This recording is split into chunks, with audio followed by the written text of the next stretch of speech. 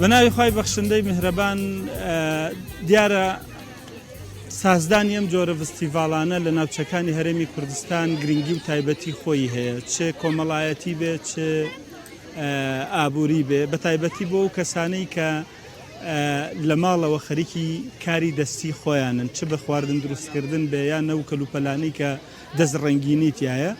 ئەمە دەبێتە هۆی بازار ڕەخساندنی هەلی کار بۆ کۆمەڵێک گەنجی دابڕاو لە نەناو کۆمەلگایە ئەوانەی کە بژێوی ژیانیان لەسەر ئەم جۆرە کارکردانەیە. دیارە ئەم فستیڤالانە کە لە دەرەوەی زوربەی جار کە ئەنجامەدرێ زیاتر دەرەوەی شارەگرێت، زیاتر لە ناو شارانیە.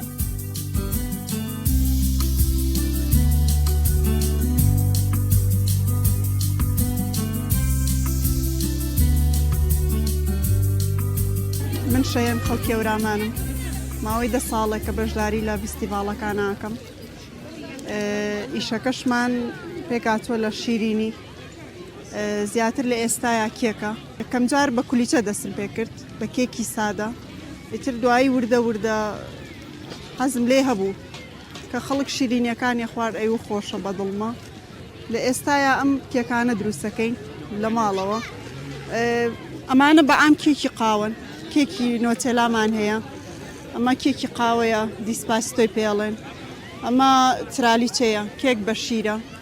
خشخشمانەیە شەکری تێ ناکەین، ئەوی شیرینیەکی زۆر تایبەتە.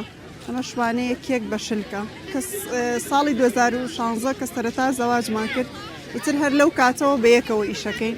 ئەم شارەزایی لە فڕنا هەبوو بەڵێ، ئیتر بەیەکەوە منی شارەزاییم لە شیرینیە هەبوو. ئیتر خۆتە زانی کە دەست خەیتە هەر ئیشێکەوە، ئەگەر خۆشەویستی بۆ ئیشەکە هەبێ ئەتوانی برێوی پێ بێ، ئەتوانی گۆڕانکاری تیا بکەین.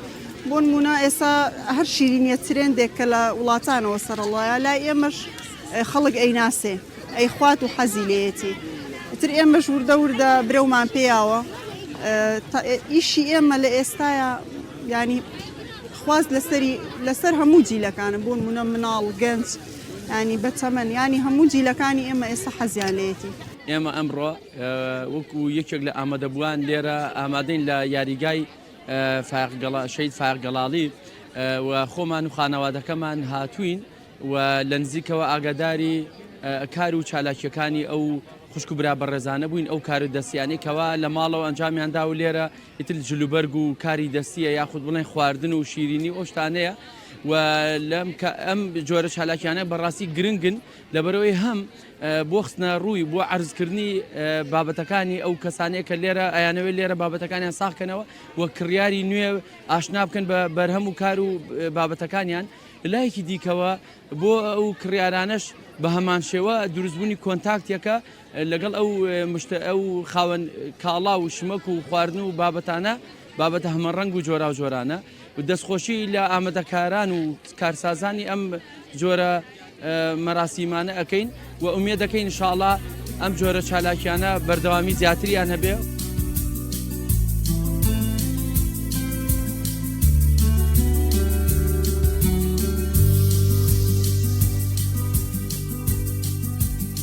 من لە ڕۆژهەڵاتەوە هاتووم لە شاری کرماشان بە ئیشی دەستی بەشداریم کرد لە فستیڤالە.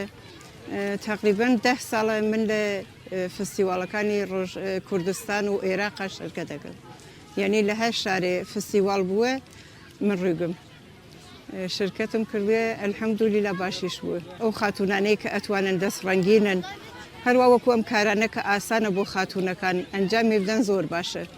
بەرهەمەکانم منەمانە هەمووی ئیشی دەستی خۆمە. ئەم کڵاوانە کە جەدید بۆ سەموت هەموو کەسێکێکای سێشا بەدەستم و خەریکم ئەم چنم وەم چنین ئەم جانتایانە ئەمانیشە زۆر جوانە، ئەمانیشە هەمووی ئیشی دەستە، ئەمانە هەمووی ئیشی دەستە، ئەم بوکڵانە هەمووی ئیشی دەستی خۆمە. وەڵڵا هەموو کەسێ خەریداری هەر کەسی بە جۆری ئەمە خۆ مەخسوسی مناڵانە. ئەم کڵاشانیشە هەم باز ئیشی دەستی خۆمانە زۆر باشە، هەم پیاوەی کە ئەم ژن هەم مناڵان. ئەمانیشە کە ئەم پەلکانیشە زۆر جوانە بۆ گەنجەکان ئەیکەنە سەر بۆ جلی کوردی زۆر جوانە. نرخەکانمان گونجاوە، ئەمانە بە 5,000. ئەم جانتانێکی ئیشی دەستە زۆر بە سەختیش ئەچنیێ، هەم ئاسەڕی هەیە هەم چەرخەخوا چاک دروستم کرده ئەمان شەیدەم بە 5,000 ئەگەر دانیش مەسەری و هەر سعاتێک کڵاوی ئەوە ئاچنم هەر سعاتێکیش بۆ بێت ئیشەوە